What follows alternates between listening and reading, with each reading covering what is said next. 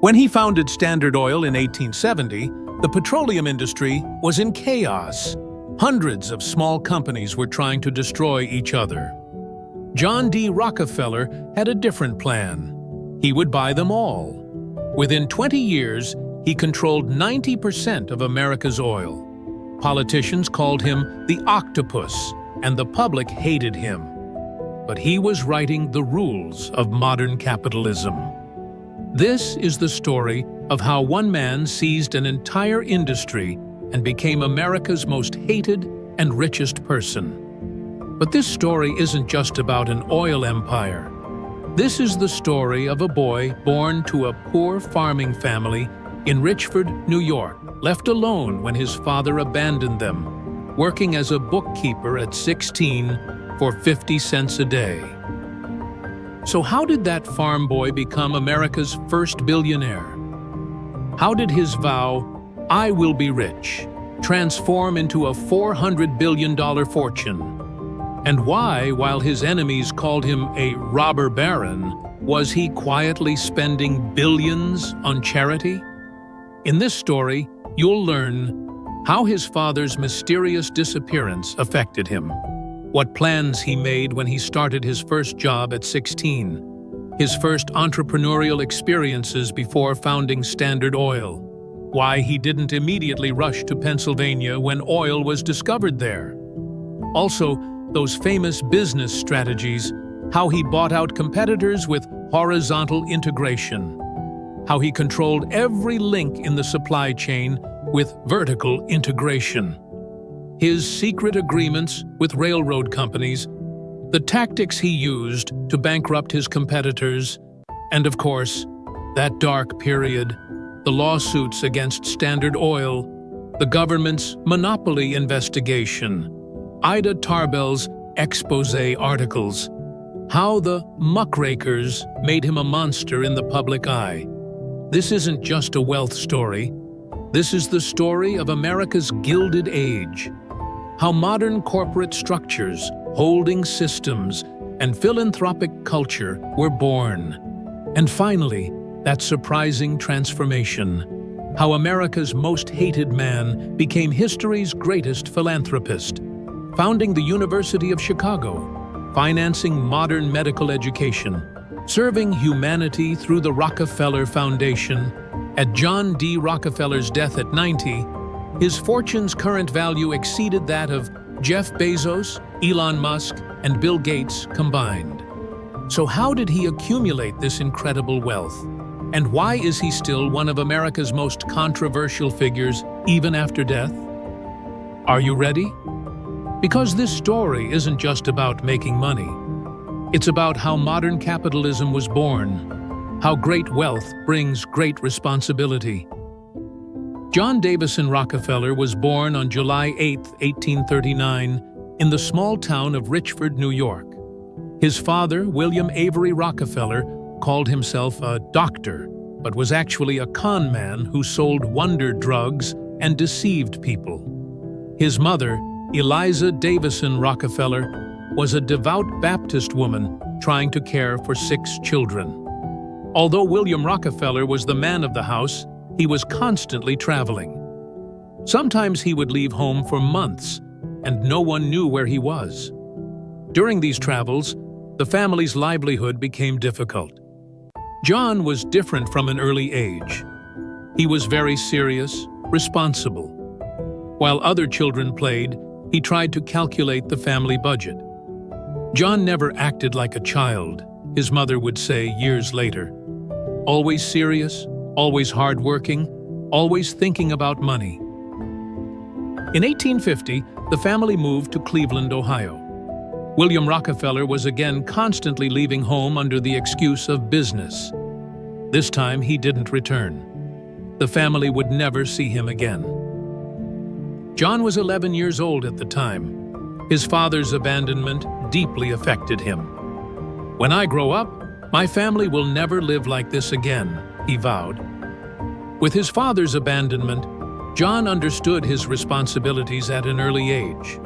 At 12, he started selling potatoes to neighbors. At 13, he raised poultry and sold eggs. He had become obsessive about saving money. He completed his high school education at Cleveland Central High School. He was very successful in mathematics and accounting classes. His teachers noticed his talent with numbers. In 1855, at just 16 years old, he left school and started looking for work. He went door to door to businesses in Cleveland. The accounting firm Hewitt and Tuttle hired him for 50 cents a day.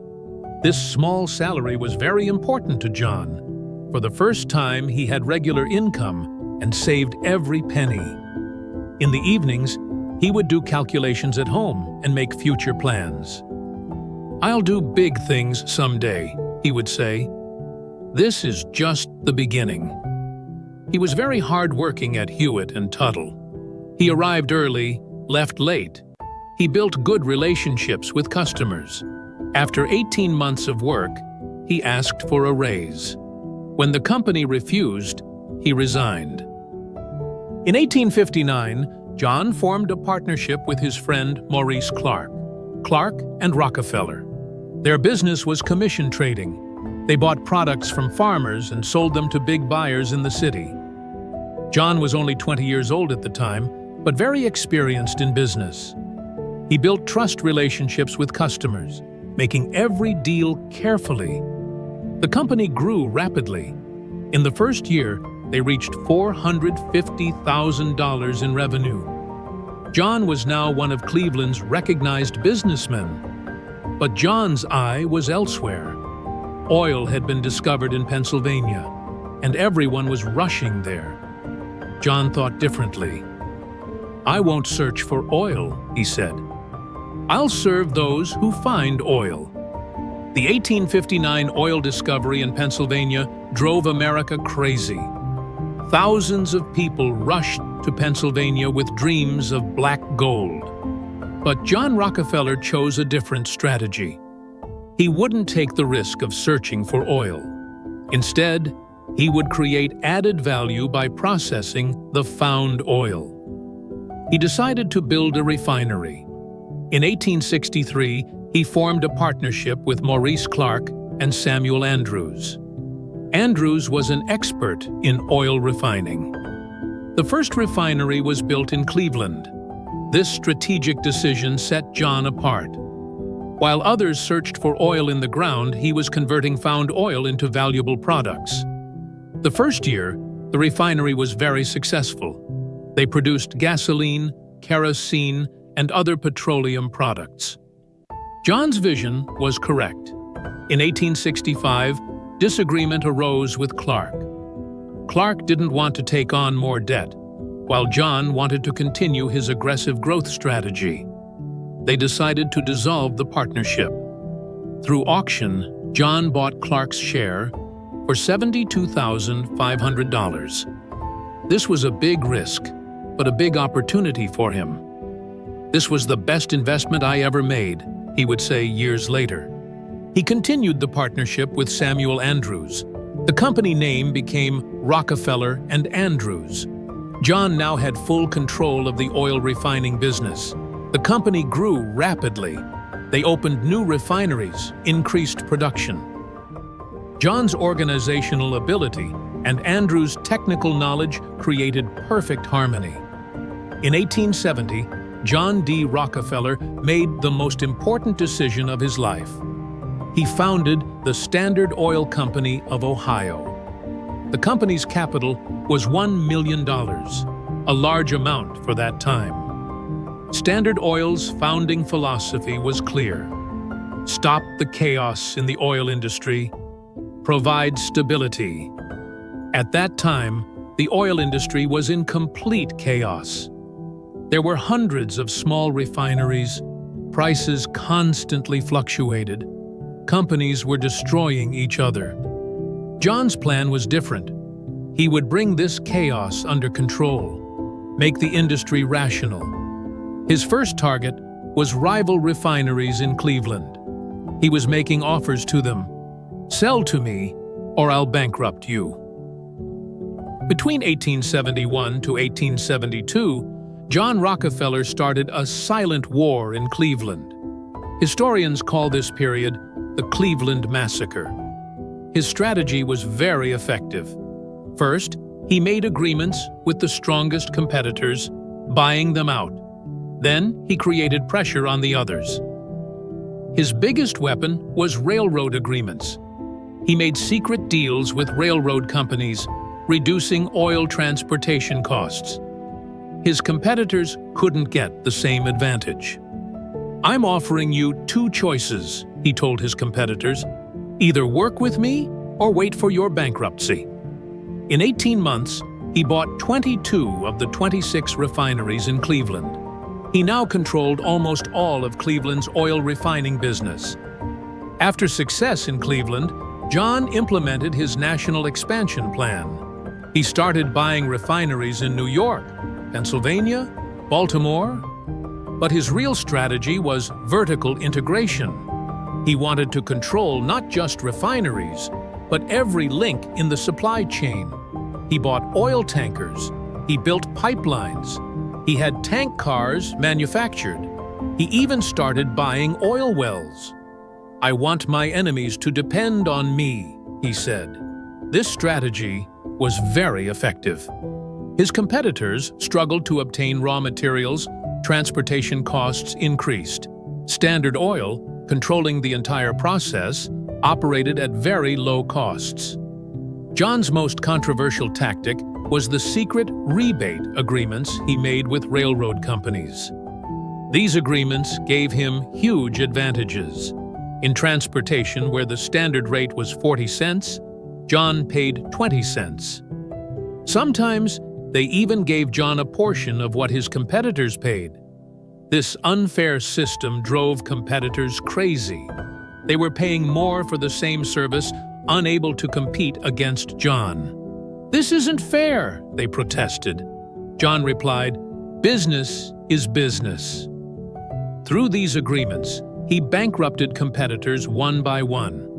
They either sold to him or withdrew from the market. By 1879, he controlled 90% of America's oil refining capacity. As Standard Oil grew, public hatred also increased. Newspapers drew John as an octopus, showing him wrapping the entire economy with his tentacles. Farmers hated Standard Oil. Since he controlled oil prices, farmers' costs increased. Small business owners were also enemies. Standard Oil either bought them out or bankrupted them. Even politicians were worried. They thought such a large company could pose a threat to democracy.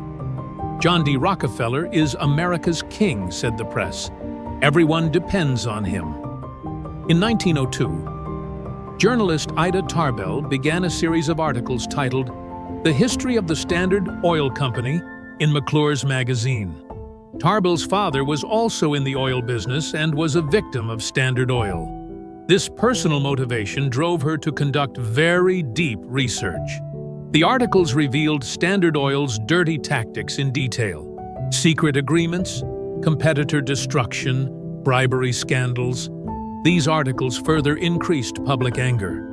John had now become America's most hated man. "I'm not lying," Tarbell said. "I'm just telling the truth."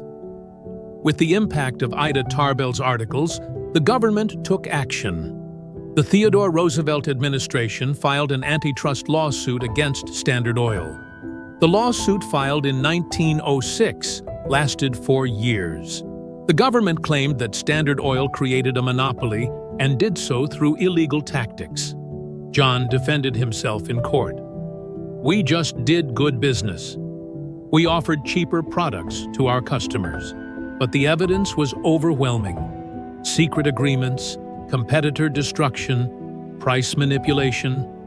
In 1911, the Supreme Court rendered its decision. Standard Oil would be broken up into 34 separate companies. The 1911 dissolution of Standard Oil seemed like it would be a disaster for John. But the opposite happened. Each piece of Standard Oil, broken into 34 separate companies, gained value independently. John's shares appreciated even more. Standard Oil of New Jersey, later Exxon, Standard Oil of New York, later Mobil, Standard Oil of California, later Chevron. Each became a separate oil giant. John's wealth doubled after 1911. The dissolution of the trust had made him even richer. Sometimes the best business decision is the one forced upon you, he would say years later. As he aged, John turned to philanthropy. In 1913, he established the Rockefeller Foundation. The purpose of this foundation was to promote the well-being of humanity. His first major project was to modernize medical education. He spread the Johns Hopkins medical model throughout America. The foundations of modern medical education were laid this way. He also founded the University of Chicago. He donated millions of dollars. He established Rockefeller University. Giving is harder than taking, he said. Giving money to the right places is the hardest job. John's approach to philanthropy was very systematic. He didn't just give money, he conducted results-oriented projects. With his approach called scientific philanthropy, he measured the impact of his donations and found the most efficient areas. He made very large investments in education, health, and science. He allocated large funds especially for Black education in southern states. He supported universities like Spelman College for Black women and Morehouse College. John married Laura Celestia Spelman in 1864. Laura was very religious, very moral. She softened John's sharp business tactics. They had 4 children, Elizabeth, Alice, Alta, and John D. Rockefeller Jr. John raised his children very disciplinedly. They had to report weekly. He gave them jobs to earn their allowances.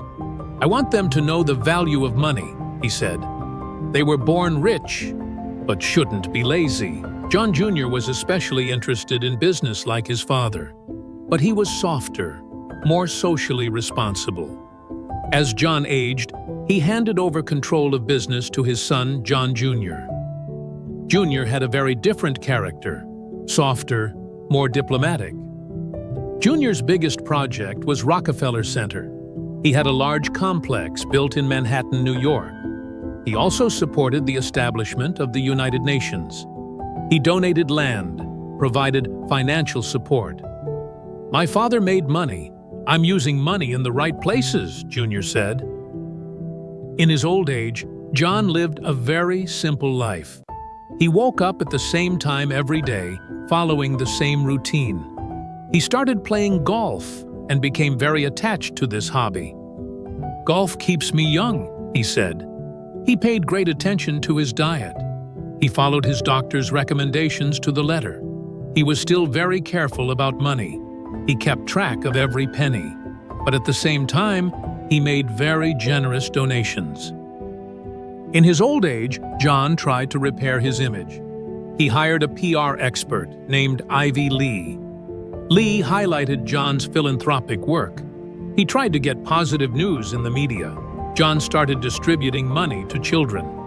These images became very popular and created his good grandfather image. "Money is power, but reputation is everything," he now said.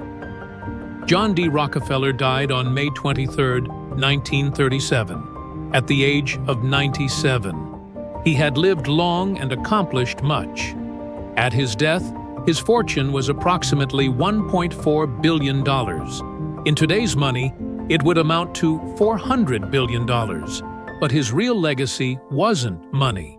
He had developed modern corporate structures, the holding system, professional management.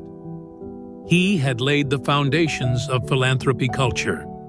He could be considered the ancestor of the Giving Pledge. John's legacy continued in his family. The Rockefeller family continued to be one of America's most influential families. Nelson Rockefeller became governor of New York and vice president. David Rockefeller managed Chase Manhattan Bank. Today, the Rockefeller family is still very active. Their foundations, companies, social projects continue. John D. Rockefeller's impact on the modern world is enormous. Many systems we use today were developed during his time. Vertical integration, horizontal integration, corporate governance. All of these were inventions of his era. Modern philanthropy culture is also his work. Names like Bill Gates and Warren Buffett follow his path. The oil industry still operates on his rules. Companies like Exxon, Mobil, Chevron continue his legacy. John D. Rockefeller wasn't just a rich man. He was the architect of modern capitalism, the man who wrote the rules of the business world, who showed that great wealth brings great responsibility. I believe it is every man's religious duty to get all he can honestly and to give all he can, he had said. This story from farm boy to America's first billionaire isn't just a money story. This is the story of how the modern world was shaped. What about you? In which area do you want to build a monopoly? Are you ready to write the rules of the game in your own sector, like Rockefeller? But remember, great power brings great responsibility. Rockefeller learned this in the second half of his life and spent his billions serving humanity. From a poor bookkeeper earning 50 cents a day to the undisputed titan of American industry, John D. Rockefeller proved that strategic thinking, relentless ambition, and the courage to play by your own rules can build empires that last centuries. His business may have been broken up, but his blueprint for success became the foundation of modern capitalism. Sometimes the greatest victory comes from defeat, and sometimes the most lasting legacy comes from giving away everything you've built. What's your story going to be?